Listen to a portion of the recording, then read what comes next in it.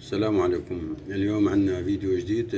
عندنا لابتوب ديل، موديل الجهاز ديل بريزيشن 7530. الجهاز جانا كان فيه عطل باور وعطل صوت. ضبطنا عطل الباور واشتغلنا على دارة الصوت، فحصنا اي سي الصوت موجود بهالمنطقة. هذا هو اي سي الصوت، رمزه على البورد UA1. رقم الاي سي مثل ما عم نشوف ALC 3281. هذا هو مخطط الجهاز، وطبعا البورت فيو. فحصنا بداية تغذيات الاي سي كلها كانت موجودة. فحصنا خطوط السينكروزيشن والكلوك والداتا. الخطوط هدول ثلاثة طبعا جايين من الشيب. إشارات على الأوسيلوسكوب، فحصنا الإشارات هاي كلها كانت موجودة. فحصنا إشارة الاس داتا. هاي الإشارة لما بتجي الإشارات هاي من الشيب للآي سي، الآي سي بيرد بهاي الإشارة للشيب إنه أنا جاهز لاستقبال الصوت. الإشارة هاي كانت معدومة، وهذا أكد لنا بنسبة 100% إنه الآي سي مضروب. طبعا بحثنا كتير عن الآي سي، ما قدرنا نلاقيه أبدا.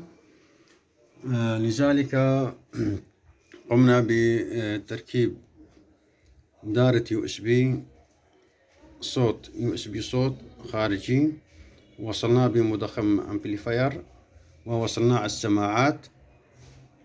طبعا هذا النموذج الأولي بس التوصيل. راح نقوم بتوصيل المكونات بشكل كامل داخل الجهاز بحيث انه ما يظهر. والتغذية طبعا راح ناخذها من الUSB.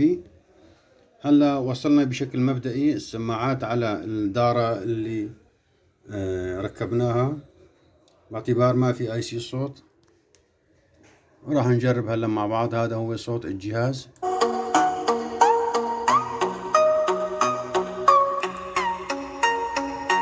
طبعا الصوت منخفض لسه.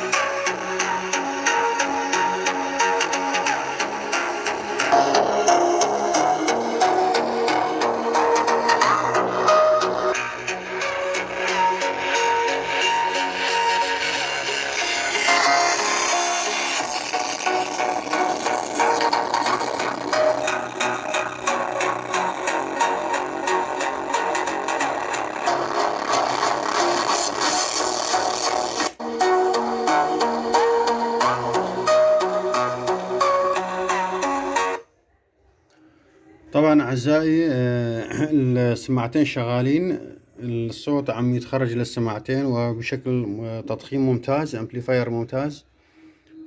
وإن شاء الله إذا كان صار عندنا مجال راح نقوم بتصوير عطل الباور أيضا اللي كان عم يشتكي منه الجهاز. وهذا كان فيديو اليوم، وإلى لقاء آخر. أستودعكم الله الذي لا تضيع ودائعه. كان معكم أخوكم أحمد أبو روان، سوريا، قامشلو، الشارع العام مقابل حلويات وأوسكار، قبو مختبر الجزيرة، مركز روان لصيانة اللابتوب. والسلام عليكم ورحمة الله وبركاته.